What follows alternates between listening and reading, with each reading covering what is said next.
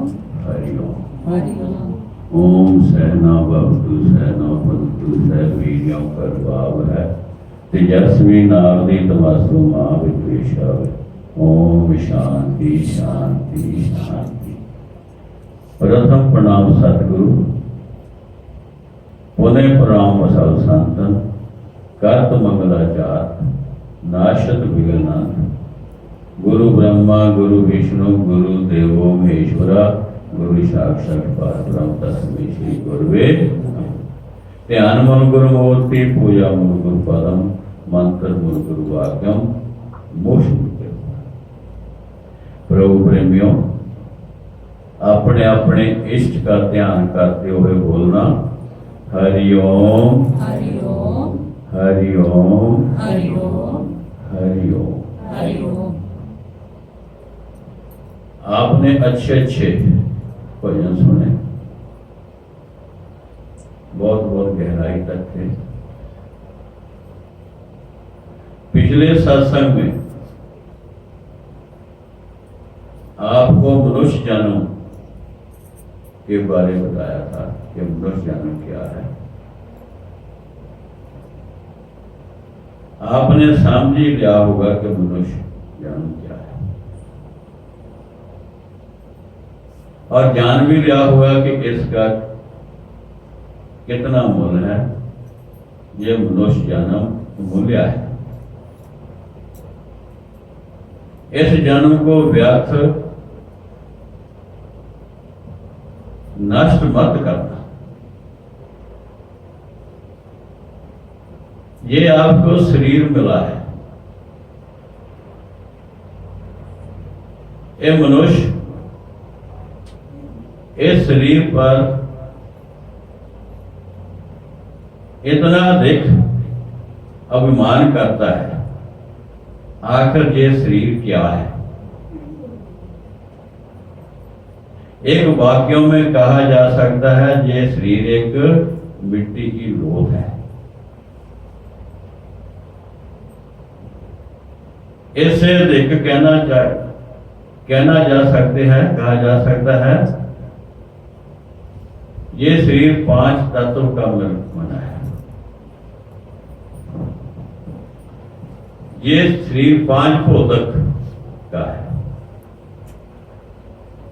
आकाश, वायु, जल, अग्नि, पृथ्वी को मिलाकर इस शरीर की बनतर की गई है।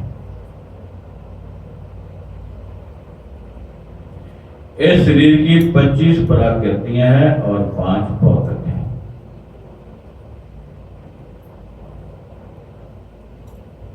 आकाश तत्व से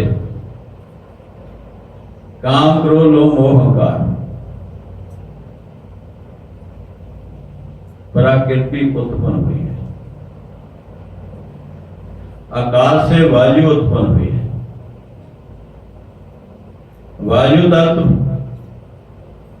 की प्रकृति उछलना, दौड़ना,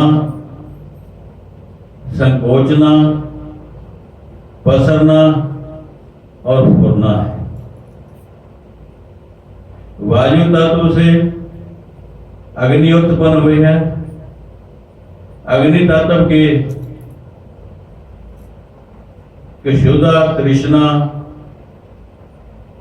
आलस्य, निंद्रा और वासी प्रकृति उत्पन्न हुई है। अग्नि से जल, जल की रक्त, पित्त, पसीना, लार और वीर्य प्रकृति उत्पन्न हुई है। जल से पृथ्वी उत्पन्न हुई है। पृथ्वी की रोम, त्वचा, मांस, अस्थि और नाड़ियां प्रकृति उत्पन्न हुई है। ये शरीर 5 भौतिक और 25 प्रकृतियों वाला है।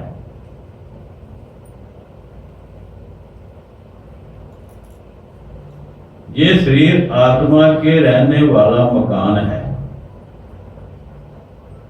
इसको माया का पुतला भी कहा गया है।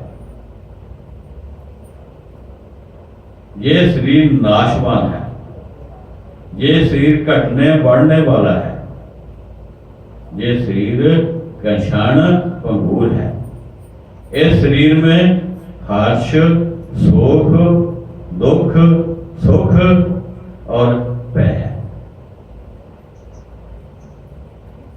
ये देह एक मंदिर है, देवताओं के रहने का निवास स्थान है। इस शरीर में प्रभु रहता है। जो शरीर आपको मिला है, इस बारे जानकारी जरूर होनी चाहिए। ये शरीर साधना द्वारा मुक्ति का दरवाजा है। ये इस शरीर से 84 के बंधनों को काटा जा सकता है। यही शरीर 84 के भंवर में भी धकेल देता है। यह शरीर से मोक्ष प्राप्त किया जाता है। यही शरीर जन्म मरण का एक दाता है।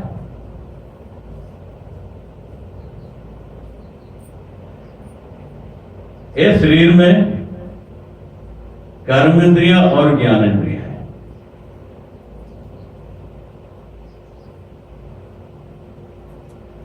पांच तत्व के रजोगुणी अंश से कर्म इंद्रियां उत्पन्न हुई है।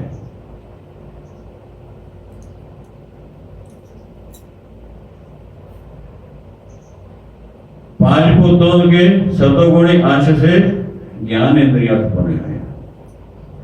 आपको कर्म इंद्रियों का पता ही होगा क्या है, और ज्ञान इंद्रियां का भी पता होना चाहिए कि ज्ञान इंद्रियां क्या है।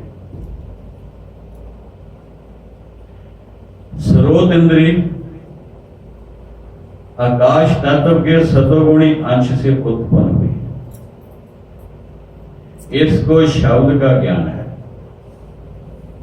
ये ज्ञान इंद्रिय है। आकाश से वायु, वायु के सतोगुणी अंश से त्वचा उत्पन्न हुई। त्वचा को स्पर्श का ज्ञान है, सर्दी गर्मी का ज्ञान है, ये भी एक ज्ञान इंद्रिय है। वायु से अग्नि उत्पन्न हुई है। अग्नि के सतोगुणी अंश से नेत्र इंद्रिय उत्पन्न हुई है। नेत्र से प्रकाश, हरे पीले खट्टे आप दिखाई देते हैं, ये भी एक ज्ञान इंद्रिय है। अग्नि से जल, जल के सतोगुणी अंश से जीविका उत्पन्न हुई है। रसना कह देते हैं, जीविका कहते हैं। इसको रस का खट्टे मीठे कड़वे स्वाद का पता है, ये भी एक ज्ञान इंद्रिय है।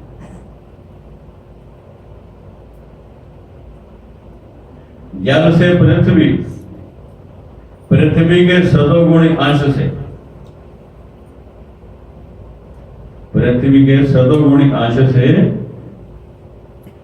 नासिका उत्पन्न हुई है।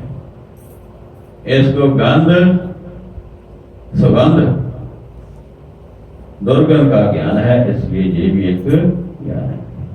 इस शरीर में 5 कर्म इंद्रियां और 5 ज्ञान इंद्रियां हैं। ये शरीर सीम असीम है। इसको विराट भी कहा गया है। इसमें सब कुछ छिपा हुआ है, सब पदार्थ इसमें शरीर में है। जो आप नहीं जानते वही भी है। ये शरीर में जगत तथा ब्राह्मण है। जैसे जगत में 14 लोक आपने सुने होंगे, इसी प्रकार इस शरीर में भी 14 लोक हैं। सात ब्रह्मंडी और सात पिंडी है। शरीर के खोपड़ी के हिस्से को, ऊपर के हिस्से को ब्रह्मांड कहते हैं। इस ब्रह्मांड में सात लोक है, भूलोक, पवलोक, शैवलोक, महलोक, जानलोक, तापलोक और दयाल देश है। कई दयाल कह देते हैं, कई सात देश कहते हैं, एक ही है। इस खोपड़ी के नीचे के हिस्सा जो आप देखते हैं, इसको पिंडी देश कहते हैं। इसमें भी सात लोक है। वो कौन से है? अताल, विताल, सताल, महाताल, तलाताल, रसाताल और पताल।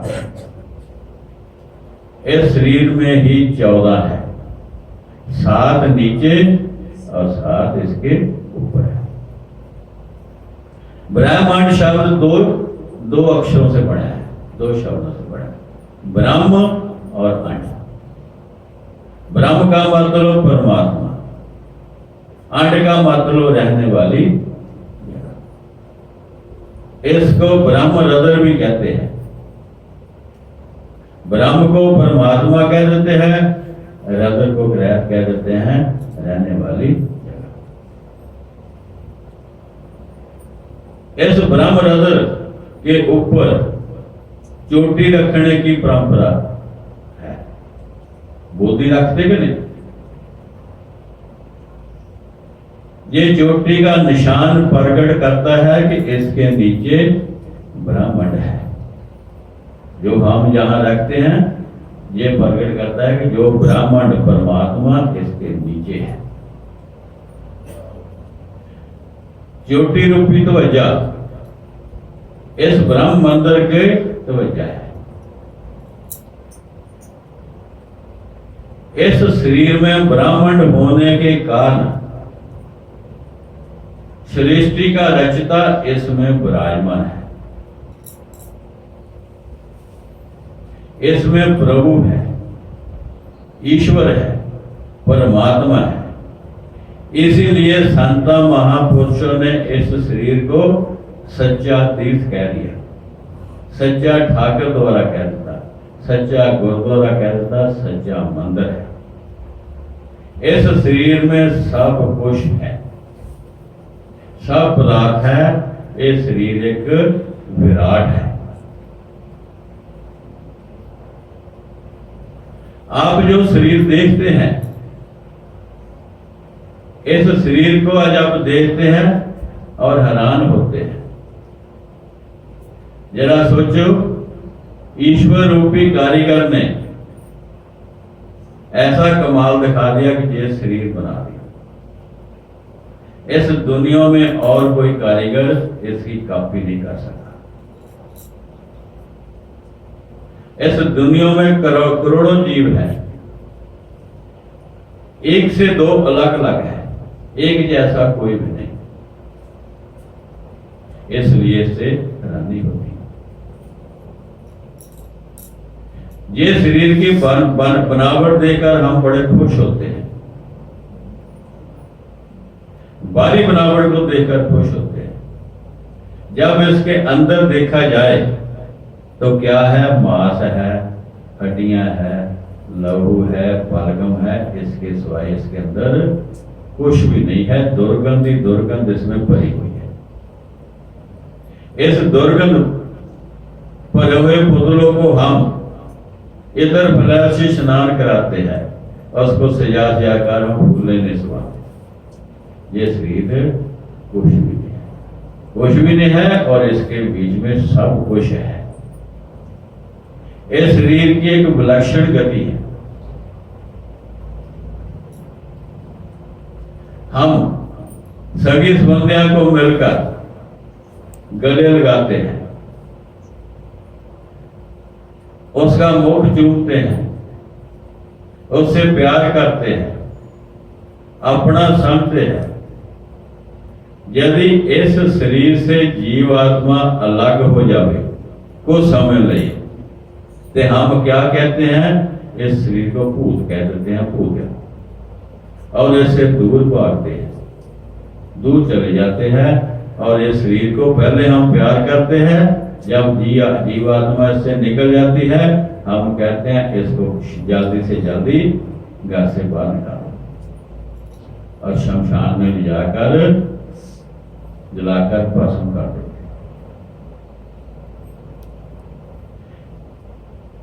इस शरीर में का जीवात्मा से संबंध है। जीवात्मा अंदर होने के कारण, आत्मा अंदर होने के कारण ये शरीर अनेक प्रकार की चेष्टा करता है, अनेक प्रकार के काम करता है। यदि आत्मा निकल जाए, ये शरीर एक मिट्टी का बुत बन जाता है, शून्य हो जाता है।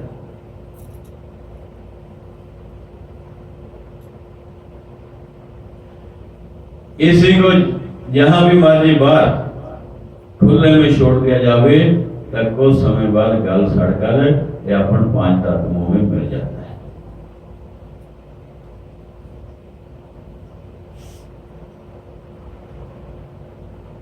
ये शरीर एक ईश्वर के रहने का स्थान है।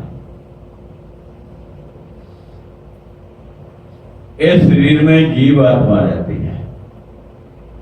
यही जीवात्मा एक परमात्मा कह लो, उसकी अंश है।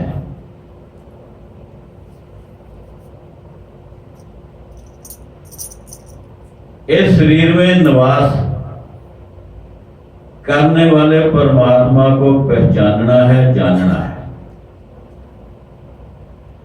उसको कैसे जाना जाएगा? प्रभु भक्ति के लिए। ये शरीर प्रभु भक्ति के लिए ही मिला है। ये शरीर तो एक आज्ञाकारी शिष्य है। जो चाहो वो ही करेगा, जो इससे काम लेना चाहेंगे वही काम करेगा। इससे पुण्य पाप दोनों कार्य हो सकते हैं। ये शरीर नाशवान है।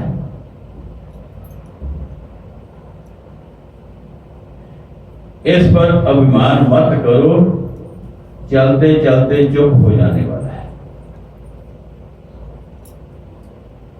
इस शरीर को अपना ना समझो, एक किसी का मित्र नहीं। इससे मोह ना बढ़ाओ, ना जाने कब छोड़कर चल जाएगा। इस शरीर के से इस शरीर के द्वारा समय रहते ही ईश्वर भक्ति करो, प्रभु का नाम जपो। इससे प्रभु भक्ति करके इसको मोक्ष के मार्ग पर चलाओ। इस शरीर में हजारों दुर्गुण होते हुए भी एक महान गुण है। वो गुण कौन है? ईश्वर मिलने का साधन है। इस शरीर में ईश्वर रहता है, प्रभु रहता है। ना जाने कि एक क्षण के बाद तुम्हारे साथ है कि नहीं। इससे ईश्वर भक्ति करवाकर उस मार्ग पर चलो। ये शरीर एक मुक्ति के लिए, प्राप्ति के लिए ही मिला है। जितनों ने भी आज तक उस परमात्मा को पाया, इस शरीर में ही पाया है। इस शरीर के बाहर नहीं मिलता परमात्मा, अंदर ही मिलता है, आंखों के ऊपर मिलता है। ये शरीर ईश्वर भक्ति के लिए मिला। ना जाने एक क्षण के बाद तुम्हारे साथ है कि नहीं। इसको अभी ईश्वर की प्राप्ति के मार्ग पर चलाओ। ओम शांति शांति शांति।